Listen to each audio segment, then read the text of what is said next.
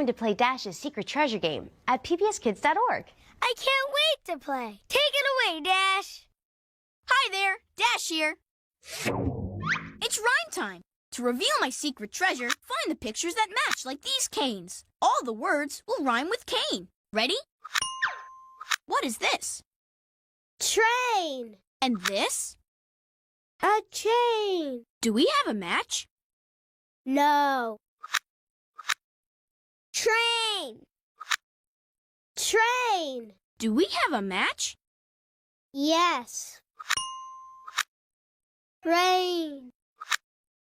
Rain. Do we have a match? Yes. There's just one match left. A chain. What is our secret treasure? A plane. That's right. Super Y has our secret treasure, his Y-Flyer. Now go to pbskids.org and see what happens when you find today's secret treasure. Thanks for playing. Got a Dash. Hi, it's me, Hooper. Can you guess where I am today? Where is he going? What will he do? Where in the world is Hooper? Here's a clue to where I am. I'm visiting a place where we have to be pretty quiet. And you'll need one of these. It's a special card that lets us borrow things from here anytime we want. And here's one final clue from Super Y. Kids love to read here. Hi, so glad you're here. And I heard this book is great. Okay, so I'm at a place where we have to be super quiet. And where we need a special card to borrow things. And it's a place where kids love to read. So did you guess where I am? Yes, the library. I'm at the library today. Woohoo! Shh. Oops, I forgot. We have to be quiet here.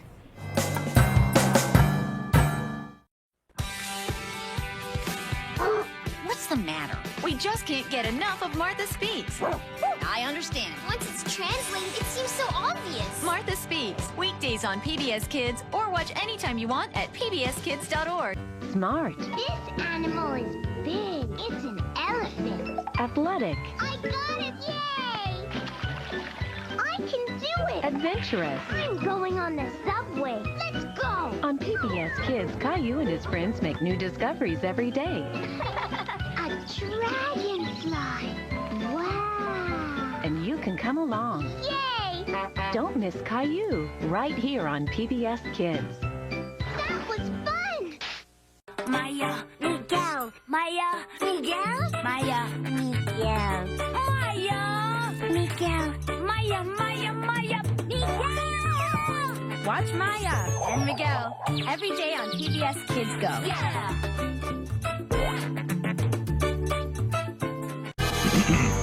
Define, to state the meaning of a word or phrase. Duo, two of something, a pair. Defining duo? WordGirl and Captain Huggy Face.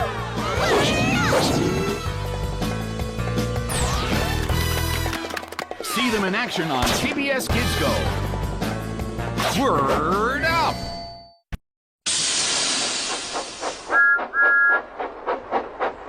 Thomas and Friends, making tracks to great destinations.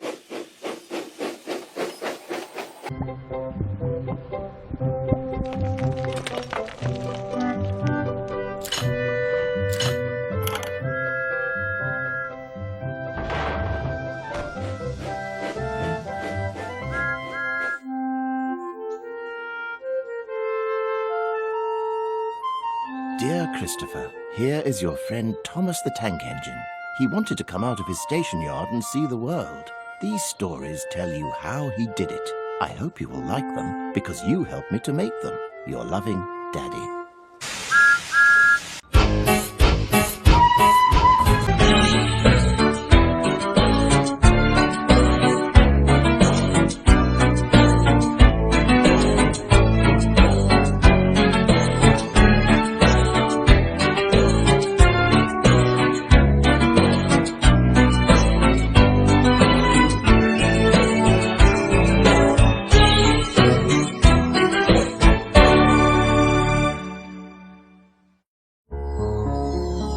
The island of Sodor is surrounded by beautiful blue sea. It has fields of green and sandy yellow beaches.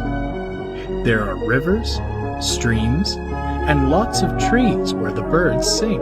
There are windmills and a coal mine and docks where visitors to the island arrive.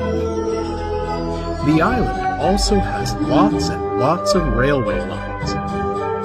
Who's that puffing down the track? It's Thomas. Hello, Thomas. Hello, everybody. Welcome to the island of Sodor.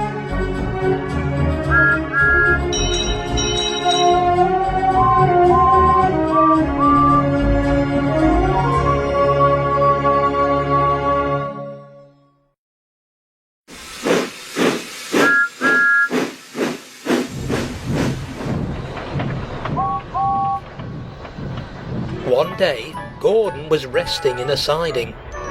He was feeling unwell and complained to the other engines. "Oh, I get so out of breath," he groaned. "But no one cares. They just tell me to have a rest.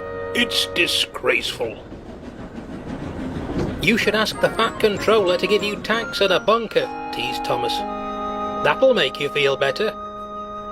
We tank engines never get out of breath, you know."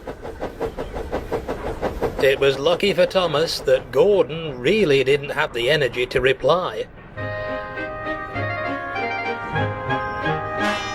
That evening, the men checked Gordon all over. But they couldn't make him better. "You need new tubes, Gordon," they said. "You'll have to go to the works to have them fitted." While Gordon was away, the Fat Controller chose Henry to pull the express. Henry was delighted. He loved having a chance to go flying down the line.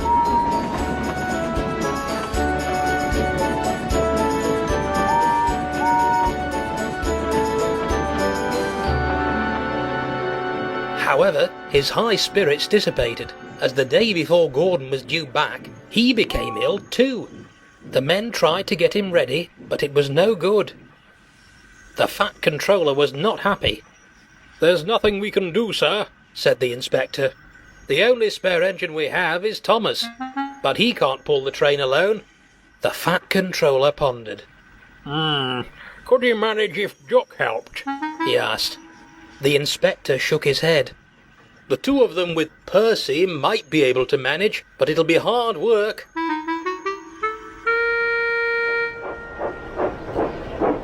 And so it was arranged. The three tank engines were coupled together. Percy in the front, Duck behind him, and Thomas in front of the coaches. The passengers climbed into the coaches, and before long the guard's whistle blew. It was time to be off. Come on, fussed Percy importantly. We're doing it, puffed Duck. Pull harder, Thomas grumbled to the others. The cavalcade moved slowly out of the station, and before long they were travelling along the main line.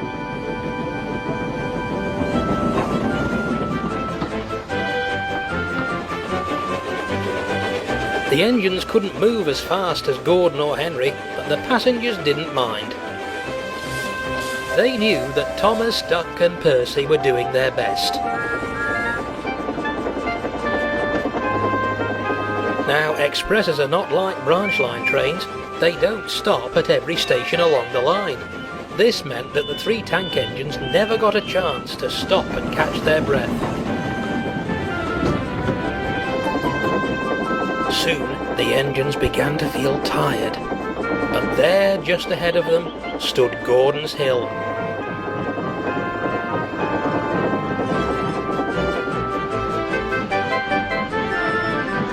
They surged ahead, struggling up the hill, but the strain was beginning to show. At last, they crossed over the top and began coasting down the other side. "Oh, that was a near thing," sighed Thomas. "I'm glad we didn't stick there. Gordon wouldn't have let us hear the end of it." But he'd spoken too soon, as the ordeal had proved too much for poor Percy. His driver blew his whistle to warn the others, and the train came to a halt.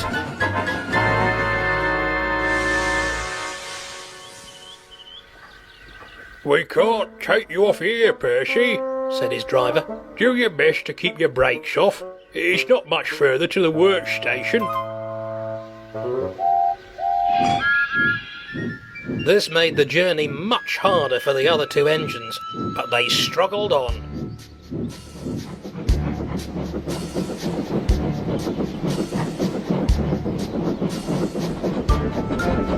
As the works grew closer still, they used every last ounce of strength and steam to summon a last brave effort to reach the station.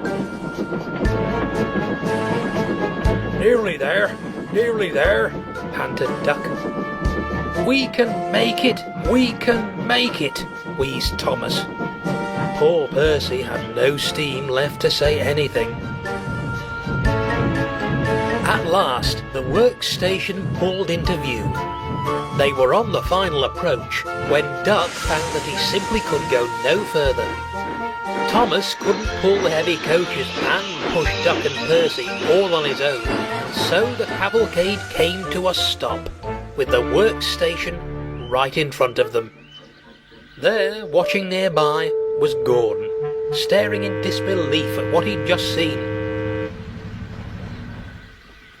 The Fat Controller had been on the train, and he came to tell the engines how happy he was with them.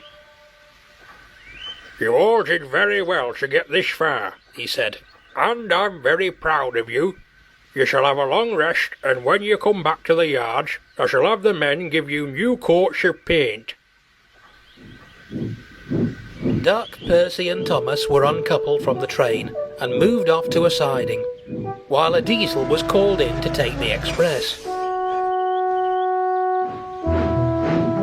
As the tank engines moved away wearily, Gordon looked at Thomas and winked. He didn't need to say anything. Thomas knew exactly what he meant.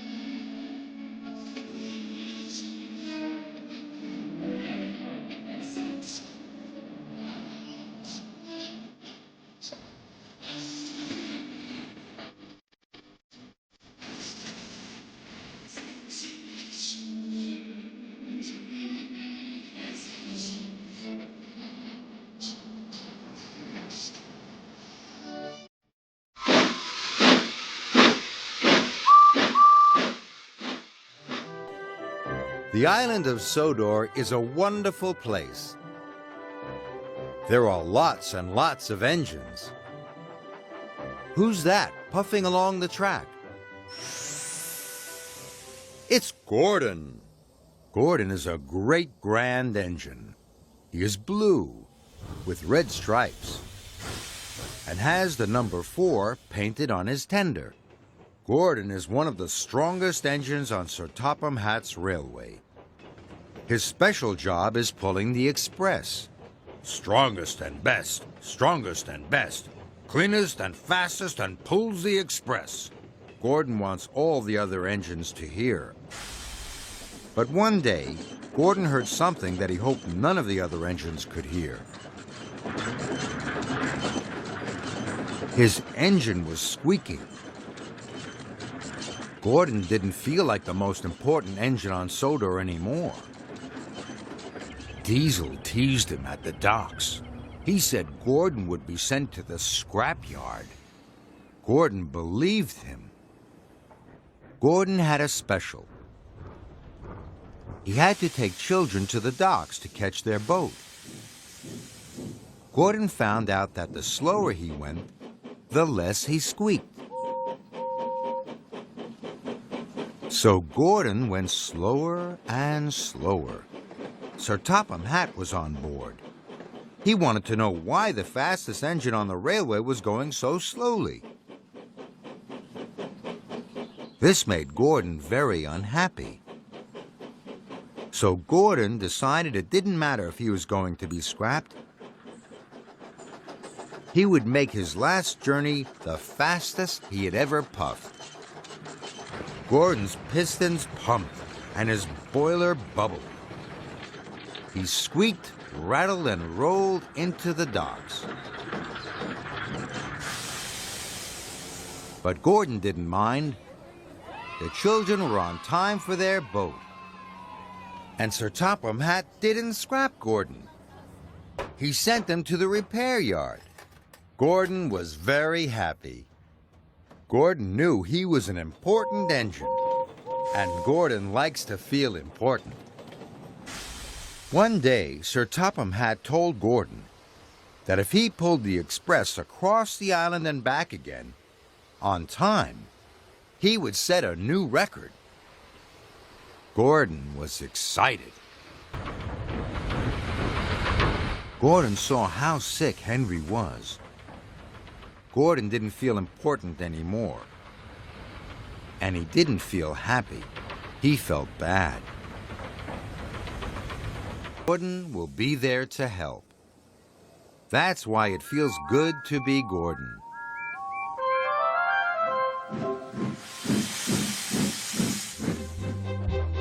Emily is pulling the express, but today the express has 2 extra passenger cars.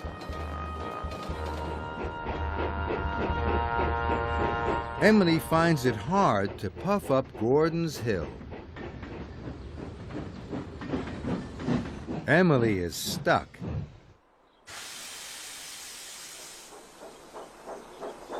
But here's Edward. Edward is Emily's friend. A friend will always help you.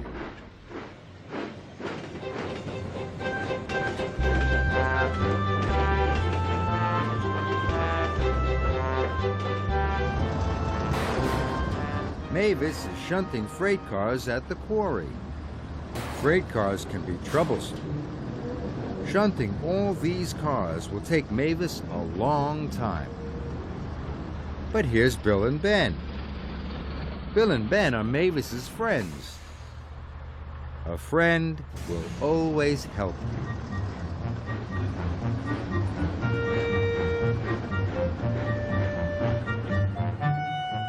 Thomas is taking some cars of fish from the docks to Knapford Yards. Thomas will have to pull smelly fish all the way to Knapford. But here's Arthur.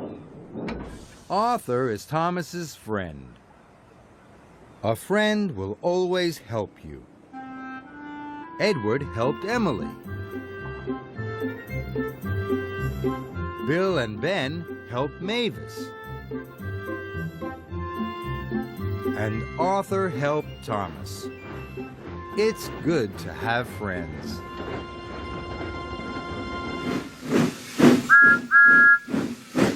Emily, Percy, and Thomas are about to set off from Tidmouth Sheds. Each one of them is going to a surprise destination. There's the washdown, the coal hopper, and the water tower. Let's find out where they are going.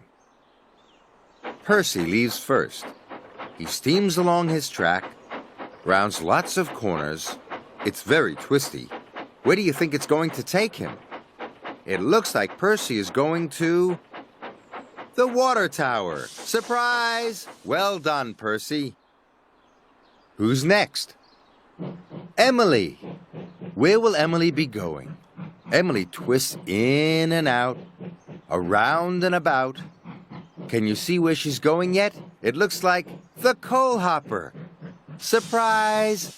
Well done, Emily. And now it's Thomas's turn. Where will he go? Thomas's track twists round to the right and round to the left. Surprise! Thomas arrives at the washdown. Everyone found their surprise destination. Well done, Thomas. Well done, Emily. And well done, Percy.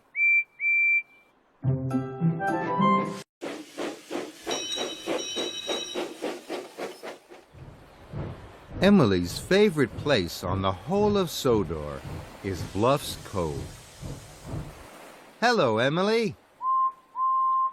There are lots of things that make this Emily's favorite place. She likes being outside in the sun. She likes to see the seagulls in their nests on the cliffs. And she likes to see the fishing boats with their pretty colored sails. Are all of those things at Bluffs Cove today? What about the sun? There it is, up in the sky. Now what about seagulls in their nests? There they are, on the cliffs. There's another thing that Emily likes about Bluffs Cove. Fishing boats. There they are, bobbing in the water. The sun, seagulls in their nests, and fishing boats with colorful sails. These are the things that make Bluffs Cove Emily's favorite place.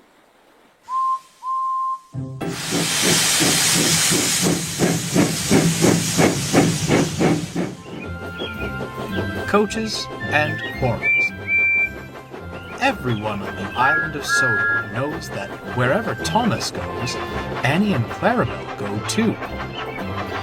The three friends are inseparable. They love running up and down the branch line, singing songs to each other, and wouldn't trade it for anything. Sir Topham Hatt was testing a new stopping service. Passengers wishing to travel on the branch lines were designated certain coaches. At the junction, the coaches were uncoupled and added to the branch line train. The passengers enjoyed the convenience. Thomas, meanwhile, enjoyed the attention. It's only natural the Fat Controller would give me more responsibility, he boasted to Henry one day. Given how well I run the branch line, I'm surprised he didn't do it sooner. You do know he's running the same service on Edward's branch, don't you? Asked Henry. Thomas wasn't listening. He coupled his coaches to Annie and Clarabelle and hurried away. Do come along, we shan't be late. Do come along, we shan't be late, he sang. We're coming along, we're coming along. We're coming along, we're coming along, Annie and Clarabelle answered. The other coaches remembered Thomas from his days as station pilot. Soon, they were telling him all about their journeys along the main line. Annie and Clarabelle wanted to sing more songs, but Thomas was too enthralled in the other coaches to notice. Later, Thomas shunted the coaches to the carriage shed, then stopped for a rest. As he slept, Annie and Clarabelle conversed. "Why don't we have any stories to tell?" Annie wondered. "Oh, we do," replied Clarabelle. "Only, they're all about Thomas. Going fishing. Losing our guard." Annie. "Racing Bertie," finished Clarabelle. "Wonderful stories, mind you, but..." "Oh, we were merely along for the ride," Annie sighed. "It would be nice to go on the main line again," smiled Clarabelle. "Who knows what we'd see nowadays?" At that moment, Thomas awoke. "So, I'm not good enough anymore, is that it? What nonsense! You're not fit for the main line nowadays." "We're quite fit, thank you. Besides, it would be nice to go with the other engines. Perhaps they wouldn't ignore us." Thomas was shocked. Well, fine," he huffed. "I'll just take other coaches." And that was how it was. The next day, Annie and Clarabelle were added to James's stopping service, and Thomas used 2 of the old coaches. They said nothing to each other as they left the junction.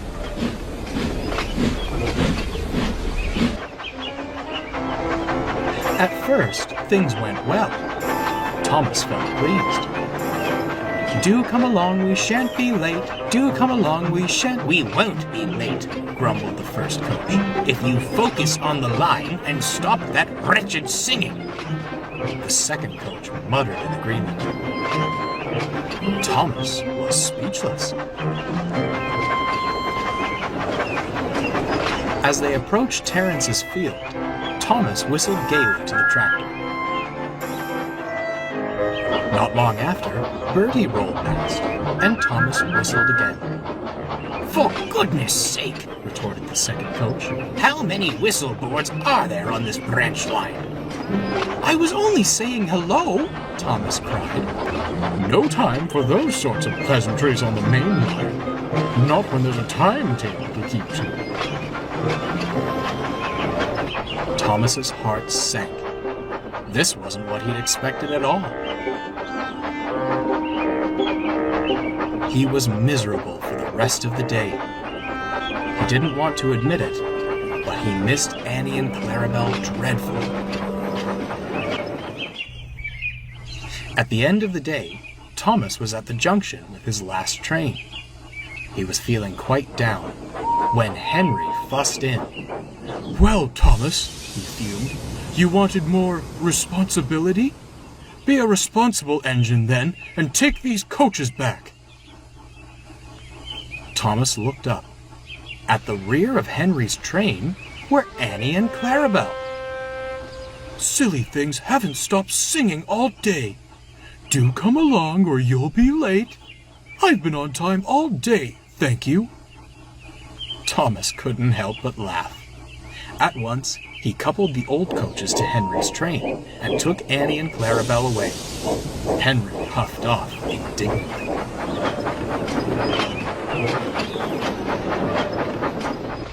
"I'm sorry, you two," said Thomas sadly. "I shouldn't have been so rude.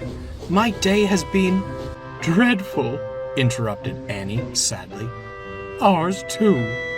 "We missed you dearly," added Clarabelle. "Those mainline engines treated us awfully. Some adventure, that was." "Disgraceful," huffed Thomas. "They should be so lucky to have you on their trains." The 3 friends stopped. Then they laughed. It was good to be together again.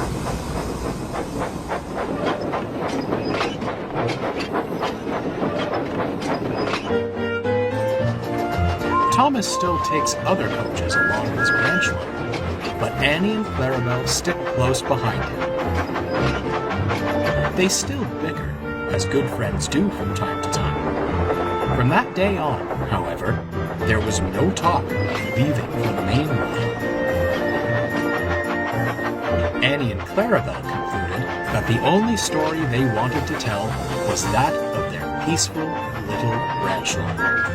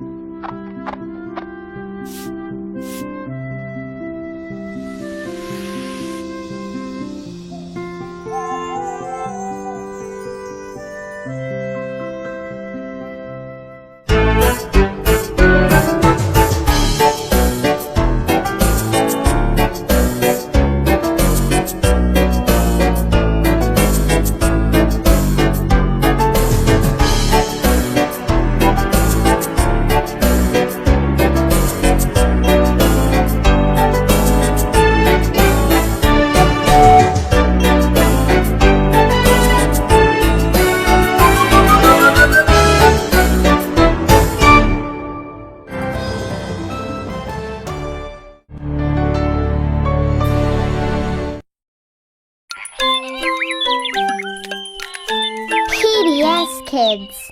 PBS Kids Go and Arthur wrap up the fun with all new shows. They're here! Will Arthur's new glasses cause a spectacle? You can go, girl. Yeah! Has DW met her match? She started it! Will Buster crack the case of the missing butler? Aha! All this and more. All new Arthur. What fun!